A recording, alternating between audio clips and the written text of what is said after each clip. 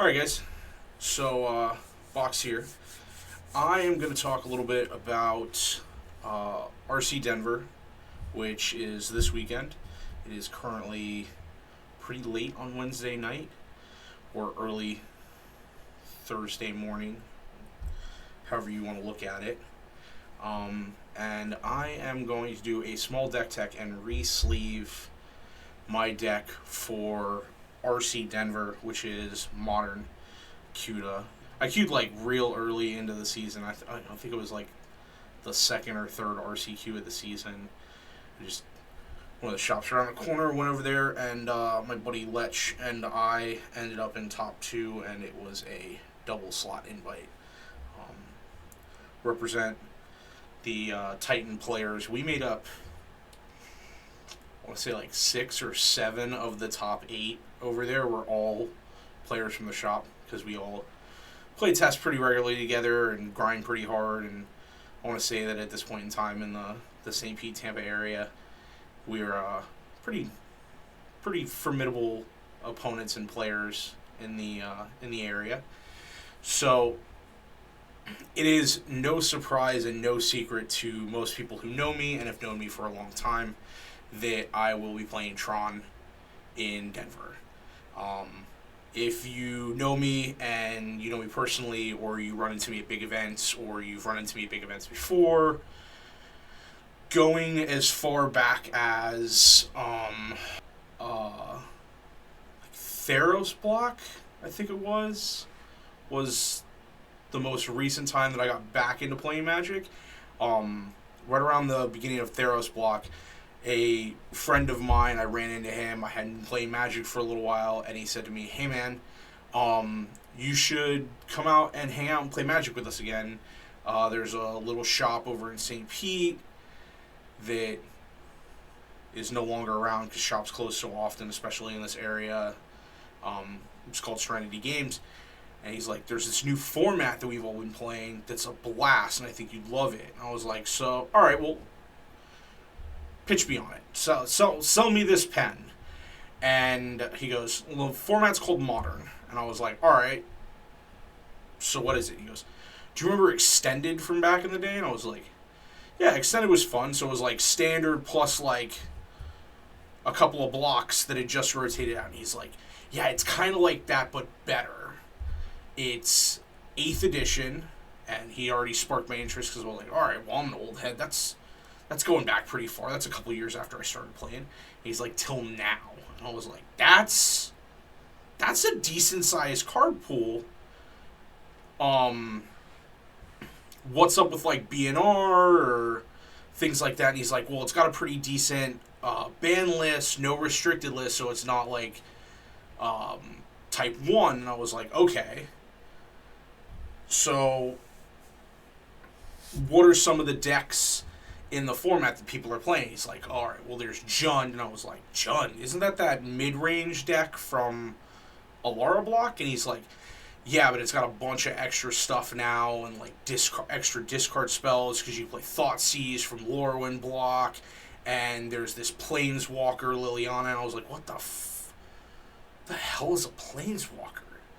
This is coming from someone who, like, Theros block was new. I had never seen a Planeswalker. I had stopped playing like right around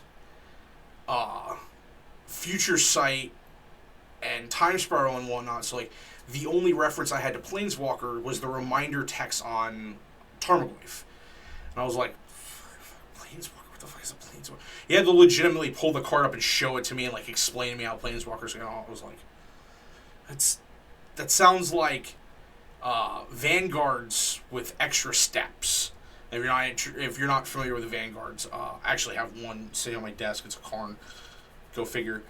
They were oversized cards that adjusted your opening hand and life total and granted you abilities and stuff like that. And it wasn't super popular, but it was kind of a niche thing that people did and people played, kind of like Plane Chase, and how Plane Chase is getting a revamp now.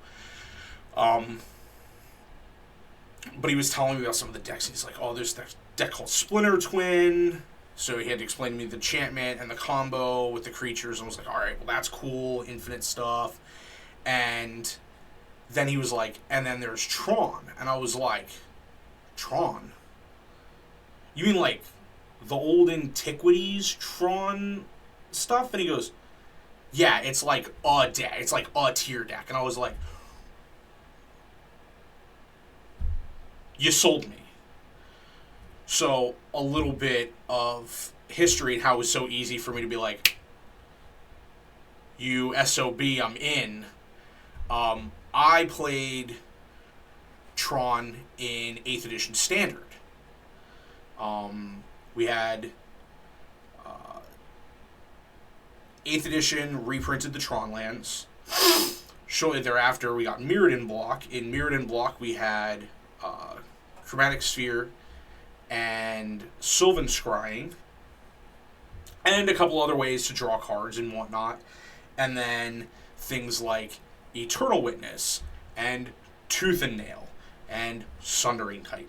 And that basically was the premise of this deck that I played back in 8th edition standard, into Mirrodin standard, which then eventually became Kamigawa block as well. I played this weird Tooth and Nail mono green variant of Tron that basically just Tooth and Nail entwined for Eternal Witness and Sundering Titan and just destroys you on resources. And I played Mirror Landshaper and Splinter out of the board for matches that Sundering Titan just wasn't that very good in.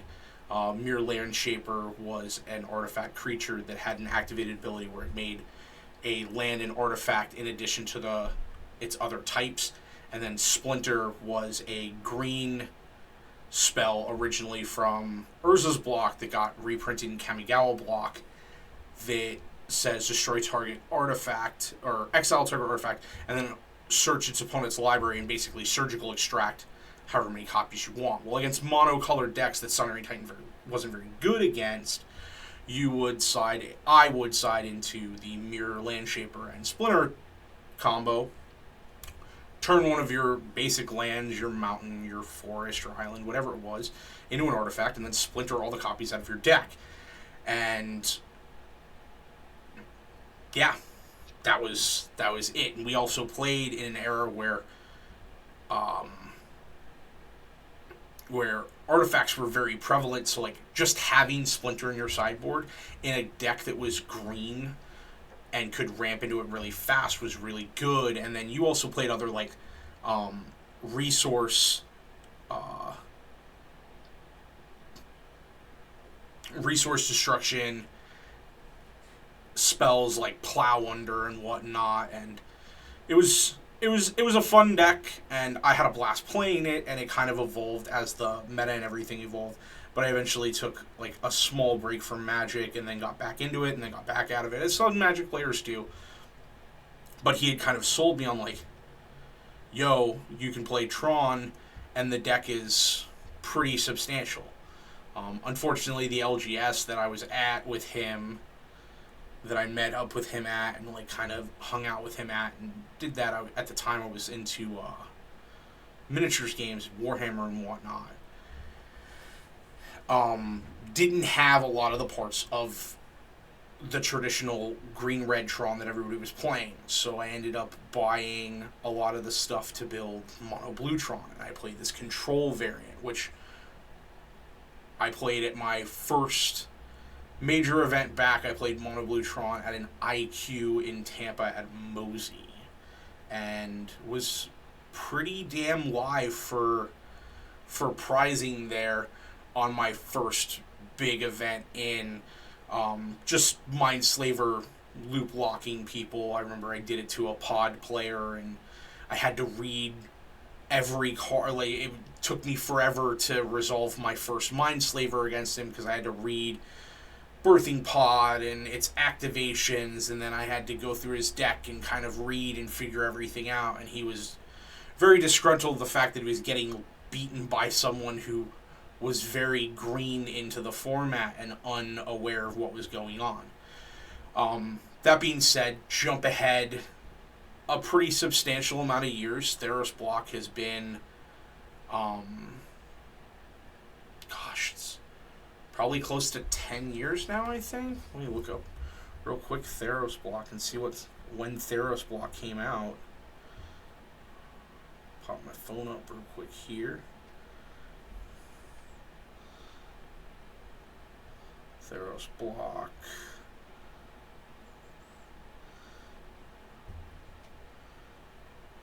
Yeah, 10 years now. Back in 2013, 2014 was the block release for Theros. So now with my inauguration back into Magic and playing pretty competitively and pretty consistent, I have now been playing Tron in some variation for Modern for roughly 10 years.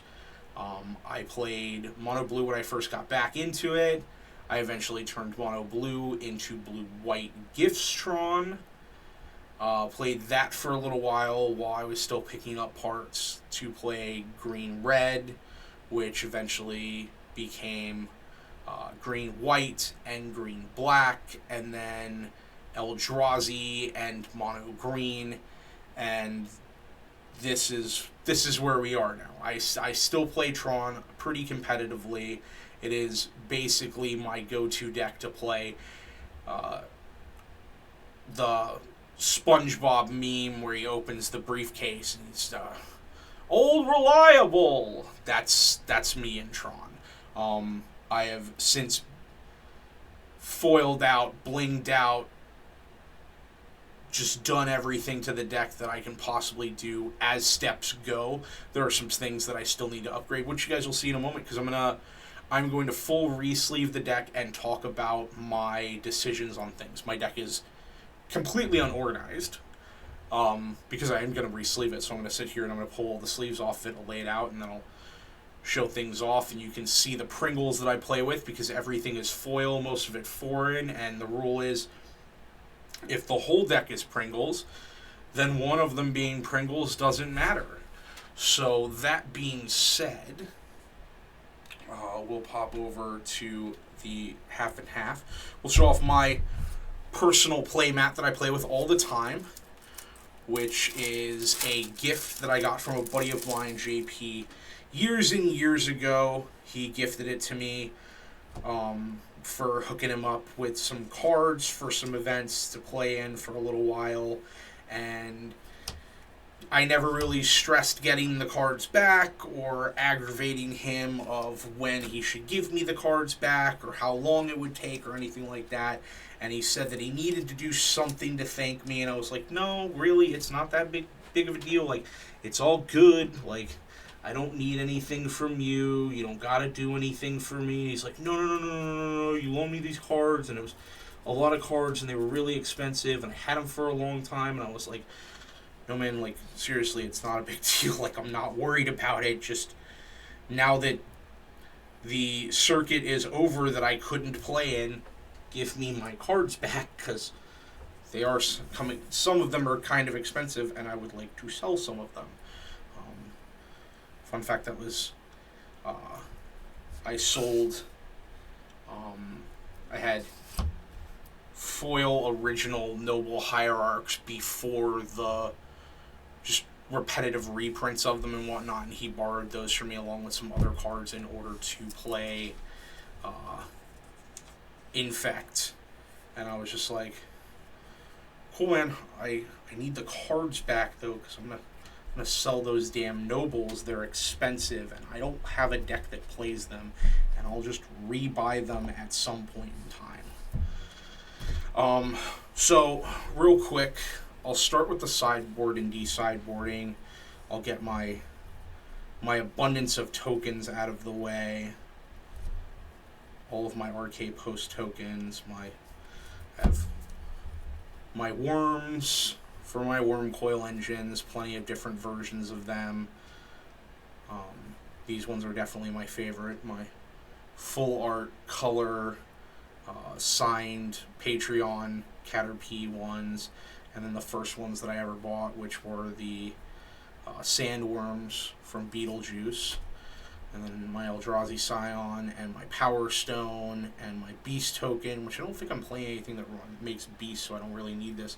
And then, of course, the one that I'll probably use the most this weekend is my One Ring token, which you guys have seen in some of the previous videos. So put those off to the side because those are already sleeved, those are already ready to go. They just need to go back in the deck box once everything is said and done and finished. I don't need this Power Stone anymore because I have a fancy Power Stone now.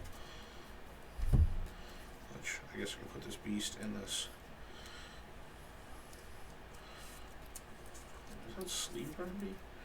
It is sleeved already. I put this beast in here. Yeah. We got plenty of tokens galore. The Power Stone, the Eldrazi Scion. Probably going to be the things that I make the most outside of ring protection over the weekend. I have changed my sideboard up a little bit, so I don't need all of the cards that are sitting here. I do have an empty spot here. Oh my god, I don't have my rings.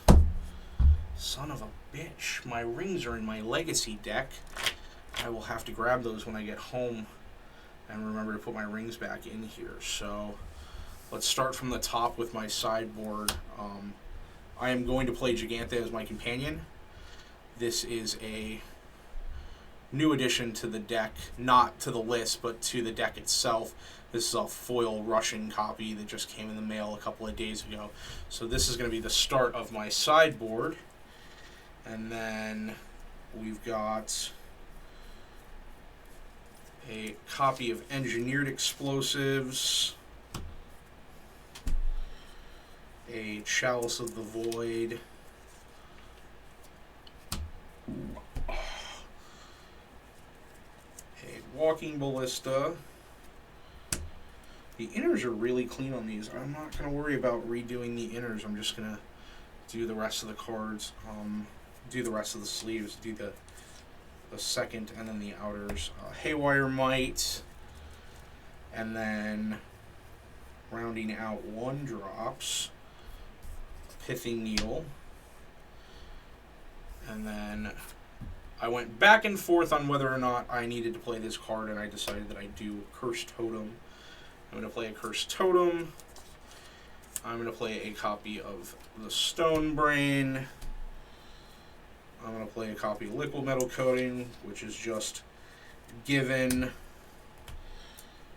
I have 2 copies of Warping Whale that I'm going to play as well. Those are Russian foils. And then these are not getting played. This is getting played. Trinisphere, an Ensnaring Bridge. And I'm going to round my sideboard off with a Sundering Titan, and then also a my 4th copy of the One Ring I'm going to play in the board. These are extras. I'm not going to play these. I had a Weather the Storm in the board for a little while. It was working, but I don't really think that it's necessary. And then I played a Chumil. I tested it out for a little while as a meme, and it was one of those things that, like, I didn't feel like I needed. So 1, 2, 3, 4, 5, 6, 7, 8, 9, 10, 11, 12, 13, 14, and then the ring, which unfortunately is not here because I wasn't paying attention to the fact that I have taken my rings out and put them in my legacy deck for a little bit, or they might actually be in my vintage deck. Whatever I played my rings in last, that's where they are. I own 1 set of rings.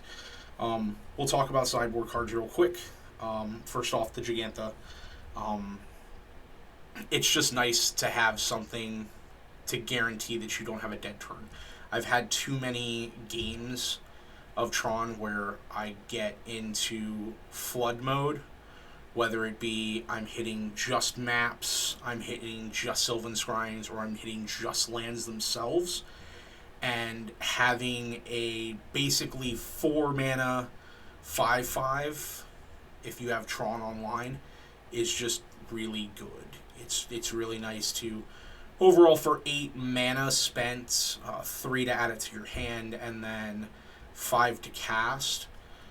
across 4 lands, having just a body on the table is nice. The other thing is, because he is Gruul hybrid, if I get into one of those pinch moments where my opponent has a Magus or a Blood Moon on the table, now I have green mana to cast Boseiju to blow up Blood Moon, or I have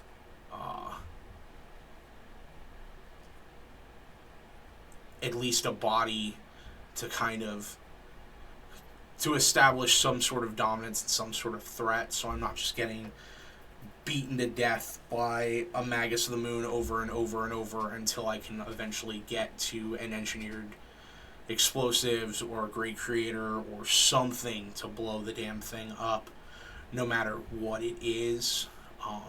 So yeah, there's that. It's nice to have the body. It does have a build restriction. I can't play my Walking Ballista in the main. I am not playing Dismembers in the main. Actually, I'm not playing Dismembers anywhere in the 75, which some people think is bad, but I have Warping Whales, and I have a couple other cards for spot removal that lines up pretty okay, and I've felt that having the Giganta is better than not having the Giganta. So there's that. Sundering Titan. It's just good to have him.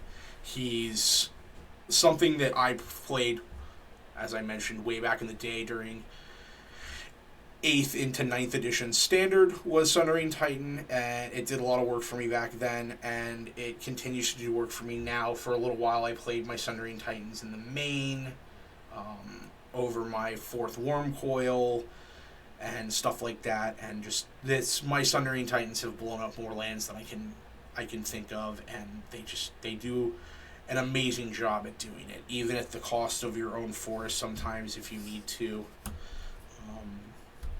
Ensnaring Bridge, it's pretty easy to understand why it's in the deck. I mean, your creatures are never going to attack through an Ensnaring Bridge because your hand is probably going to be pretty damn low, but in the games that you need Bridge, it's really good to have it. Keeping Amulet Titan players from swinging at you because you have 3 cards in hand when you play Bridge is really good. They basically have to use Valakut to kill you, and if they're not getting primetime attack triggers, that's less damage than they're getting through on their Valakuts. Trinisphere, aka 3-Ball. 3-Ball has done a ton of work for me throughout the years of playing it in Tron. Basically, ever since Coin the Great Creator became a thing in Modern and was printed, we kind of figured out what cards were always going to be part of the Tron sideboard package. Bridge was one of them. Trinisphere was another one of them. You make just an absurd amount of mana. I don't care that I'm getting taxed to 3 on an Ancient Stirrings or a Relic or a Star or a Sphere or anything like that, because usually the matches that you bring it in against, whether it be aggro matches or burn, or even it's really good against Living End and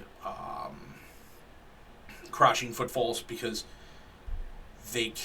most of the time they can't afford to cast their Footfalls then because they don't have enough mana to cascade and then also pay the tax on the Footfalls or the Living End.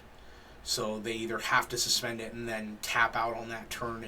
It's pretty rough, and it does a lot of work for me. I found that Trinisphere is almost better than Chalice sometimes in those matches, but it's better to have 2 silver bullets than 1. Warping Whale. Warping Whale has become my decided removal for being able to play both Giganta and then a removal spell for things in the format that I need to deal with, whether it be killing a creature like Ragavan, or just getting rid of a Delighted Halfling, stuff like that. It's pretty good, and it works for me. Making a blocker in time of need, people will swing into your worm coil engine with a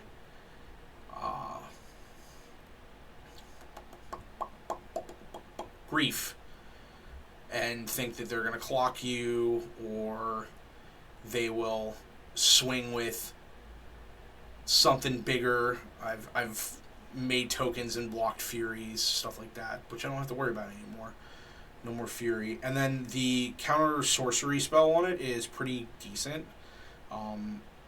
You get a lot of guys that are playing some sorcery speed hate for Tron, and basically outside of Besage You, that's how they keep you off your lands, or they kill your planeswalkers and stuff like that. So having an answer for that is pretty decent. Also, fun fact, Crashing Footfalls and Living End are sorceries, so counter them. Liquid Metal Coating. This is one of those cards that we just knew from the beginning was going to be good with Great Creator. Target somebody's land, plus Karn kill it. So resource denial, clocking someone's planeswalker or utility land or whatever that you need for a turn just to buy an extra turn against that permanent or against that player. Pretty good. Semi-new addition to the Karn, like definitely going to play at sideboard, is the Stone Brain. I started playing this after seeing just the absolute trouncing that can happen with the Stone Brain in Pioneer, and started testing it out in Modern and realized that it was definitely something to be playing. New addition to the sideboard, Curse Totem.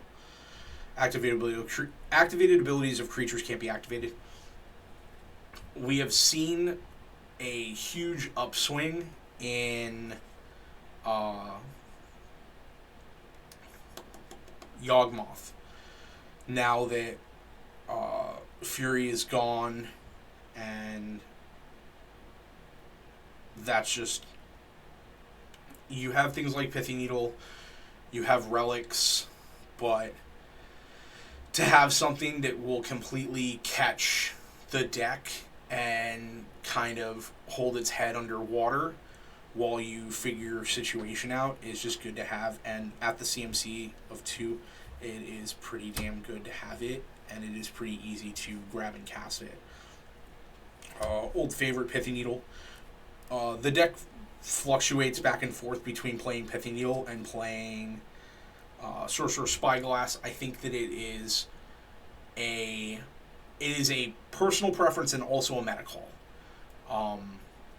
I think if you are playing into a meta that you are not super familiar with, you should play Sorcerer's Spyglass and pay the extra mana to get the hand check in order to figure out what you're doing.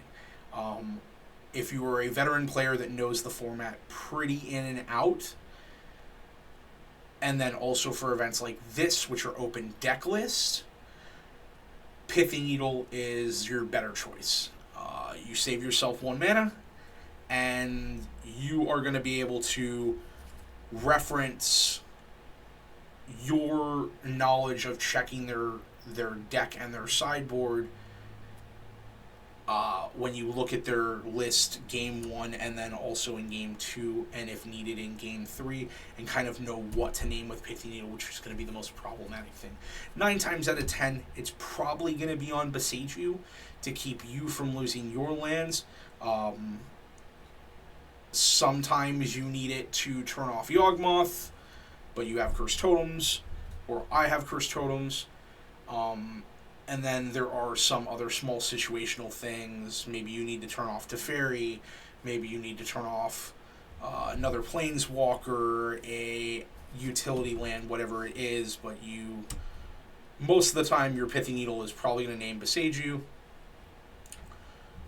Could possibly name Ghost Quarter or Field of Ruin as well. Haywire Might. This has become a card that has just been phenomenal in the deck. It gives you a cheap body out of the board, because sometimes grabbing a Sundering Titan is just too much. It gets you out from under a Blood Moon. It gets you out from under things like Damping Sphere.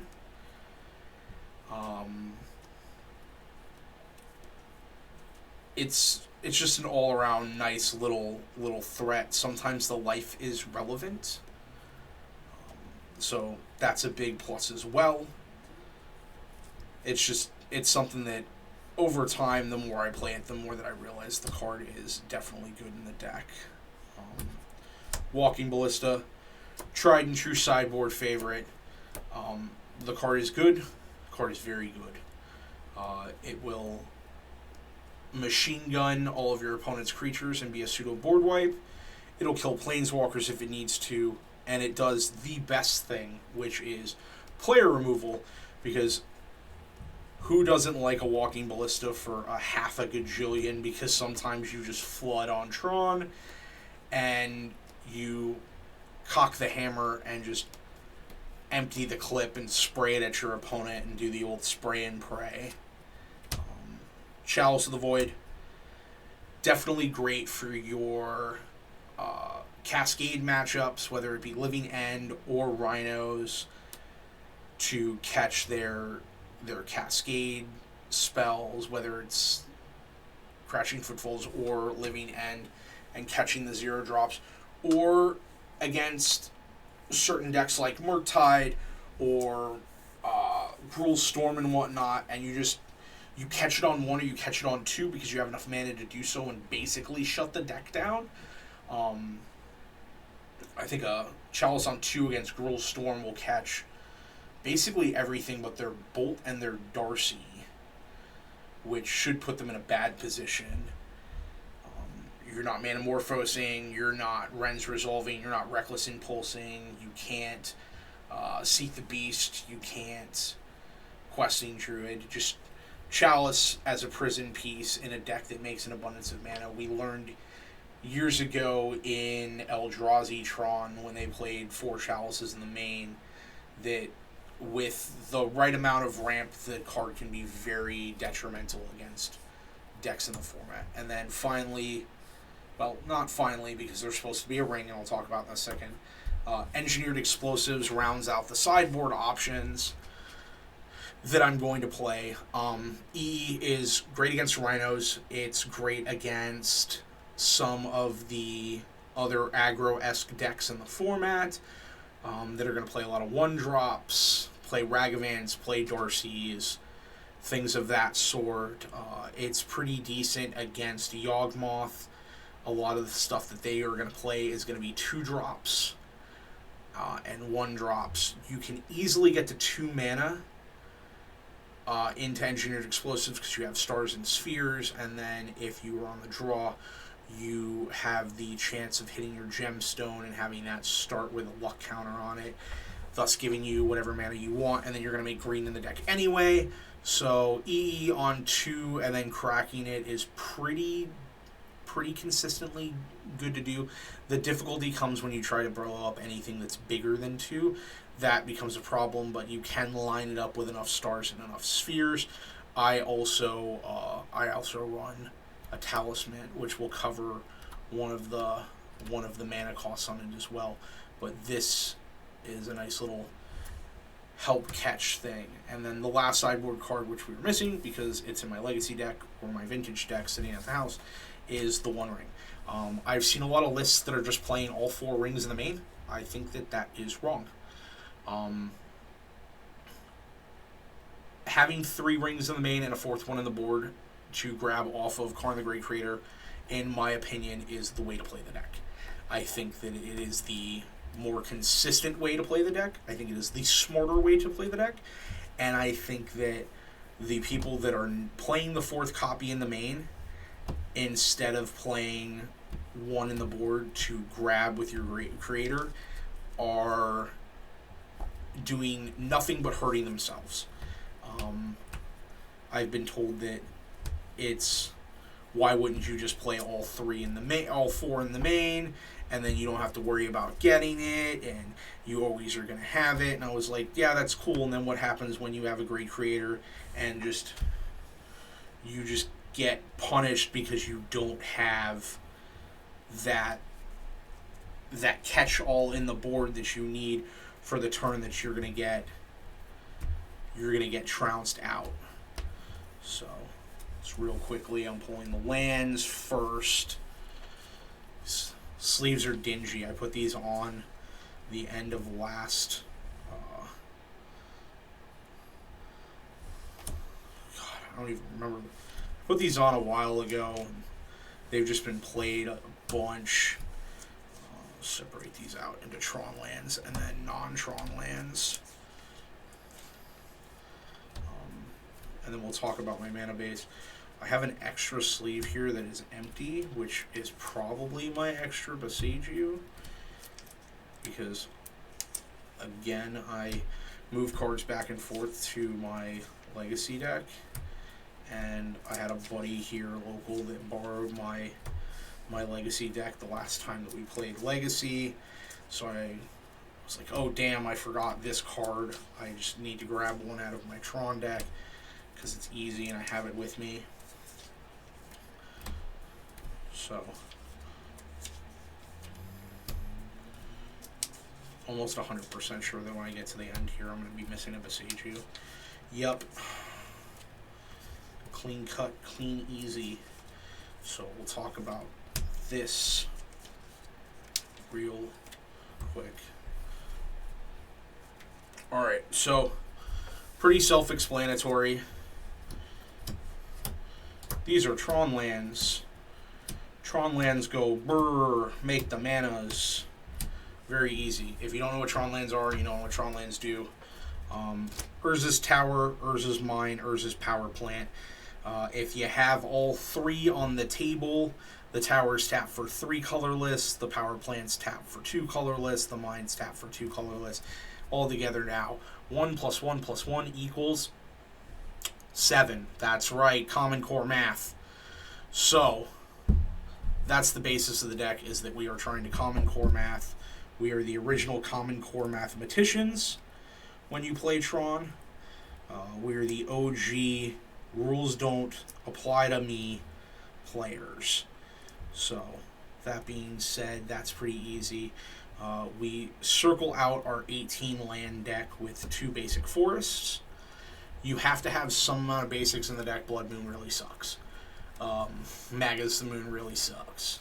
And you need some way to make mana and do your things. After that is Besiju. I have 2 in the deck. I have 1 sitting here because one of them is sitting in my Legacy deck because I move cards around, and I should probably buy a couple more Besijus because clearly I keep forgetting to move cards back and forth out of decks, which is annoying, but it is what it is. So there should be a second Besiju here. I have since decided that 2 Besijus in the main is where I want to be. I like it better than having the 3rd basic, and I get into situations where, like, I need the Besiju more than I need anything else, and sometimes I need to naturally draw it and not have to spend an Ancient Shrines or a Sylvan Shrine or a map in order to get it. And I think that the 2-2 split between Forest and Besiju is correct versus the 3-1 split between Forest and Besiju.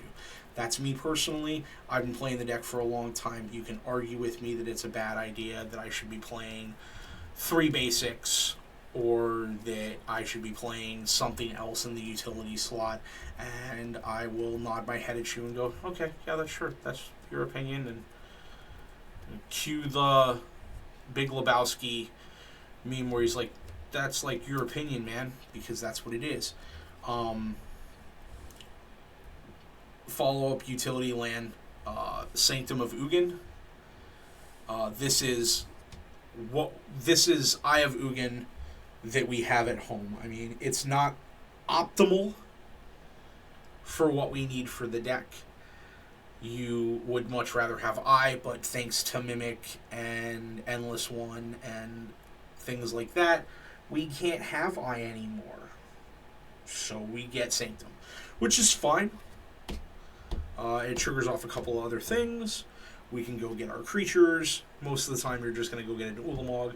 Sometimes you'll go get a Worm Coil Engine if your life total is pretty low and you really need to stabilize yourself. But for the most part, it it makes your Ulamog, it gets your Ulamog wet like a Mogwai, so he multiplies. And when your opponent sees that you not only have an Ulamog on the table and you just exile 2 permanents, but you have a second one as a backup, and you're just gonna, where's Goofy at? Do it again. It's usually the nail in the coffin. And then finally, something that I've been testing as of recently and have been enjoying and getting a lot out of is Gemstone Caverns. Now, the argument can be made that the Gemstone could be another basic, but that basic doesn't start in play with a luck counter on it and give me mana to Sylvan Scrying on turn 1. So, double Stirrings on turn 1, Sylvan Scrying on turn 1, cracking map on playing and cracking map on turn 2, consistently playing Karn the Great Creator on turn 3, whether or not I have Tron online or not. These are all really good plays. Playing the One Ring on turn 3, whether I have Tron online or not, are all really good things. Gemstone has done a lot of work for me, and I enjoy the card being in the deck. I think it is a smart choice for the deck, especially when you have Great Creators in it, and the majority of your deck is artifacts, and you can ditch a Worm Coil or an Oblivion Stone or a Star or a Sphere to Gemstone and technically not lose it because you can grab it back with Karn later because you exile the card. I think that that's definitely the way to go. The two Besagus is definitely the play. I wish I had the other one on me here. I'll just have to sleeve it when I get home. Let's get into Planeswalkers. Yarp.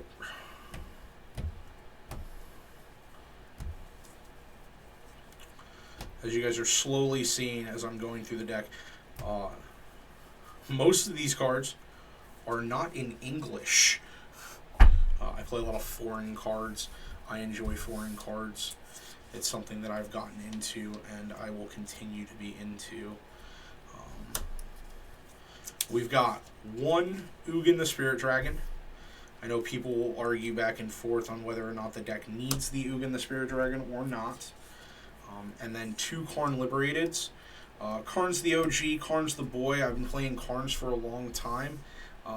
Playing 2 of them feels weird, but it's just the evolution of the deck. And with One Ring, you don't have enough slots in the deck unless you want to cut down on creature threats. And I don't think that is the play to be in currently in the meta. You need Worm Coils. You have to have some sort of threat early on in the game. So we're only playing 2. And then, of course,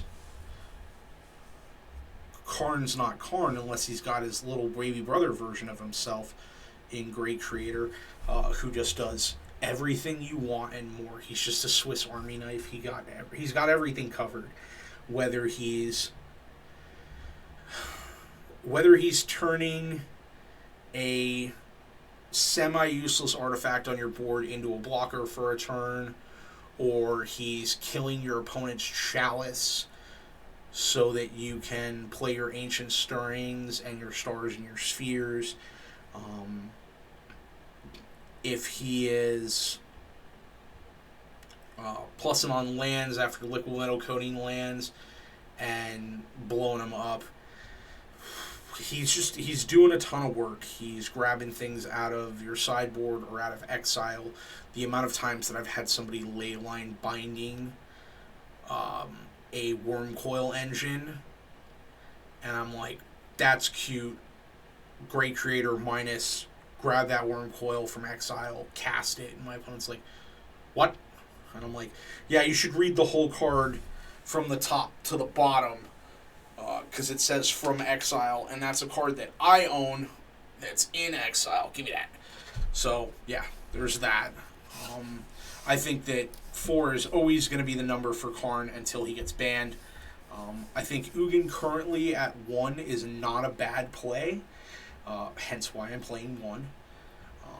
I don't think that I would go back to 2 unless the meta really calls for it, and I definitely don't want to go to 0.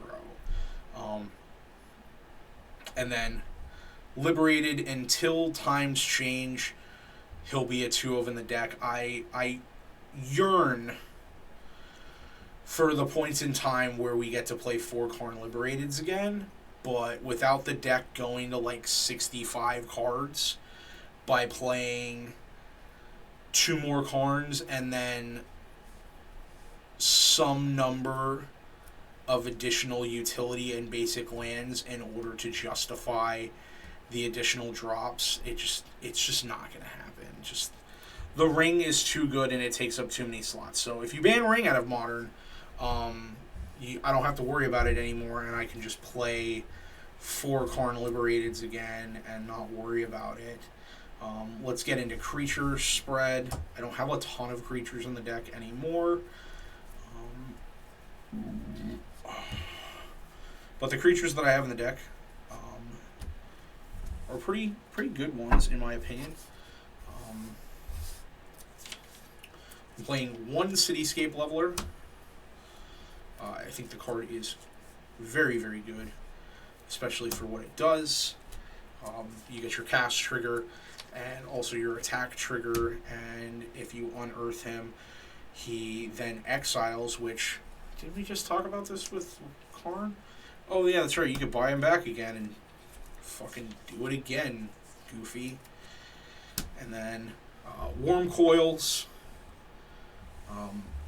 I have flexed somewhere between 2 and 4. 3 was my sweet spot for the longest point in time. I have shimmied 1 out of the list for a singleton card that I think is going to end up being very good in the meta. But we'll see if the 3rd Worm Coil not being here bites me in the ass. I don't think it's going to end up being a problem. And then Ulamog as a 2 of, I think the card is very good. I think it is the premier Eldrazi to be casting in the deck. I don't see it in a light being something that you don't want to be playing. It's got too much behind it to really worry about anything else. You're going to get your cast triggers, which that's the big name of the game right now in Modern, is cast triggers. It's the big name of the game in Magic alone, is cast triggers. Whether you're going to get protection from the ring, or you're going to get exiles from Ulamog, or you're going to get blowing something up with Cityscape Leveler, your cast triggers really matter because counter magic is out there, and it's out there in abundance, and you're going to get things countered. So having some sort of value off of your creature, off of your spells in general, is just really good. It's pretty atypical to be playing some amount of Worm Coils and then some amount of Ulamogs. The Cityscape Leveler, I see flex back and forth between people's main boards and their sideboards. I think that I like it more in the main than I do in the side. I think if I'm going to minus, I'm going to go grab something out of my board and spend 8 mana on it. 90% of the time, I want Sundering Titan, or I just want a Walking Ballista to fucking kill you. Like, I'm not grabbing... I'm not grabbing Cityscape Leveler very often out of my board with my down tick on Karn. It's just almost never going to happen. Let's talk about a spicy one of Kozilek's Return. This is what Worm Coil number 3 became, was a single copy of Kozilek's Return. I think that it's going to end up doing a ton of work over the weekend for me. I think that whether the card gets discarded to an effect and I get the cast trigger off of it and deal 5 to everything, or if I cast it after somebody lands a Blood Moon or a Magus the Moon and I kill the Magus or all of their dudes, it seems pretty fine. The fact that it has Devoid, so it is colorless, so I can grab it off of Ancient Stirrings, is fantastic. And then, yeah, I I know that playing a Pyroclasm effect is very old school tech, but I feel like right now in the meta, that tech is necessary. I think that that's where we want to be in the meta. I think that's what we want to be doing, and I think that that's something that's going to be necessary in games moving forward, is to be dealing that 2 damage and having a sweeper and having one that you don't have to play in large quantities because of things like Ancient Stirrings is very good. Sylvan Scrying, if you don't know what it does, it lets you go grab a Tron land. You almost always go grab Tron lands. It's almost very, very slim that you're going to grab not a Tron piece off of it. It is our best search tool in the deck outside of expedition maps in order to make sure that we have Tron online. It's almost a better line to go turn 1 star, turn 1 Tron land star, turn 2 second Tron land, crack Sylvan Scrying, as long as you're not against a deck that's going to have counter magic, than it is to play map, because you get that extra draw. So you're netting an extra card. You're playing an extra card, but you're netting an extra card. And then Ancient Stirrings, which I've heard the argument over and over again that Ancient Stirrings should get banned because it's just too good and it does too much. And until it does get banned, I'm going to play it as a 4 of, because it's that damn good. Make sure that you hit your Tron lands in pretty relatively quick fashion, and then it also makes sure that you hit all the other things that you want to hit. The only thing that Stirrings doesn't hit in the deck is itself and Sylvan Scryings. So when you do the math on that, every Ancient Stirrings has an infinite amount of hits minus these cards that you're looking at the table right now. It's better than Coco as far as its rate goes. It's always going to hit something, whether it's a land, or it's a threat, or it's a cantrip, or it's a board wipe. It's got a Planeswalker. It's going to hit something, and that's all that matters. It always is going to replace itself. And worst case scenario, it's going to dig 5 mediocre cards out of your way, get you to a cantrip, get you to an extra land drop that you might need later on, whatever it may be. So, yeah. Tron does Tron things, brr. And then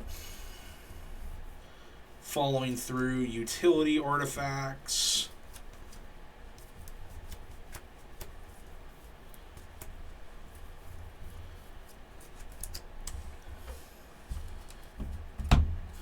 Here's our cantrips,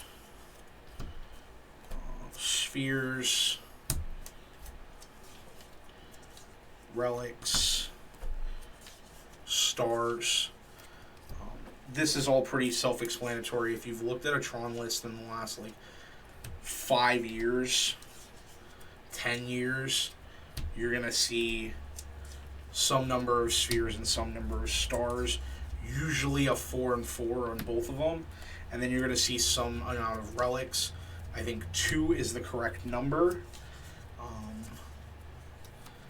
I like the interaction between relic and the One Ring. You cast One Ring, you legend rule out the One Ring that you already have in play, you tap relic, you exile One Ring, you minus Karn, you grab the ring out of exile, you cast it, you keep the loop going. You put your opponent in a situation where it is kill Karn or kill me at instant speed in between the loop, or you're just going to have a bad day.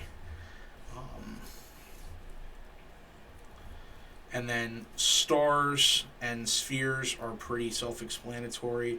Just making sure all these cards are seated in their inner sleeves. Pay 1, tap, sack. make a mana of any color, draw a card. These are your cantrips, and it's also the majority of the time that you're going to have green mana in order to cast Ancient Stirrings and Sylvan Scryings. Every once in a while, it'll be how you get your red mana to cast Kozilek's Return, or it'll be how you get off-color mana to make your EEs 2 or 3. Yeah. And then rounding out the rest of the artifacts in the deck, minus the 1 rings, which are missing. I have 3 Oblivion Stones. The Oblivion Stones are your atypical board wipe. There's no real other way to board wipe in Tron except for running like Pyroclasm effects. So we tend to run some number of Oblivion Stones. I feel like 3 is the sweet spot. I've seen lists go as high as 4. I've seen lists tool around with playing All Is Dust. I don't think that All Is Dust is good currently. I think that Oblivion Stone does the job that you want done pretty consistently and pretty well for its rate. It is 8 to play it and crack it, which kind of sucks, but it is what it is. I also have set it up a couple of times, playing it on 3 and then cracking it the following turn. So there's that. And then, of course, we have the rest of our search stuff, which are expedition maps, which, again, between the Ancient Stirrings and the Sylvan Scryings, now the expedition maps, you have 12 cards that will get you Tron online pretty consistently. Oof, there we go. That will get you online pretty consistently. And then, last but not least, I run a single talisman. I have chosen to run the green-red one. Mainly because I have the Kozilek's Return in the deck. And then, yeah, I think that that's... Plus, I like to flex with the fact that I have an OG foil. The argument can be made for playing the green-black one if you have Dismembers, or even playing the green-black one so that you have additional colors for engineered explosives, but I think that playing the green-red one is just fine. The rest of my list is 3 1 rings, which I don't have with me, so it is what it is, and you're not going to see those because they're not here. I have gone back and forth through playing Tron for a long time. This is the list that I feel most confident and most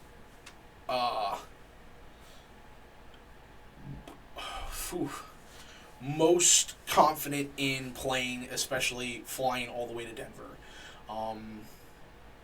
My flight is mid-Friday afternoon. I'm going to get in sometime late Friday afternoon, Friday evening. I'll get to relax. I will get to submit my deck list, which will be really easy because I have it listed on Goldfish already, because I put everything up on Goldfish because I like the user interface. It's really easy to work with, and also there's a print submission button, and then also a lot of shops use Goldfish, or like guys that work places use Goldfish, which is really easy. I've done a lot of like, oh, we need deck lists for the event. Can I connect to your printer wirelessly with your Wi-Fi and print my list real quick? And they never have a problem with it. Or I'm like, hey, can you pull my lists up? Just search me and search my submission list, and it'll be right there. Just grab it real quick and print it. So there's that. The video is about an hour long already. I don't think that there's a ton that we need to talk about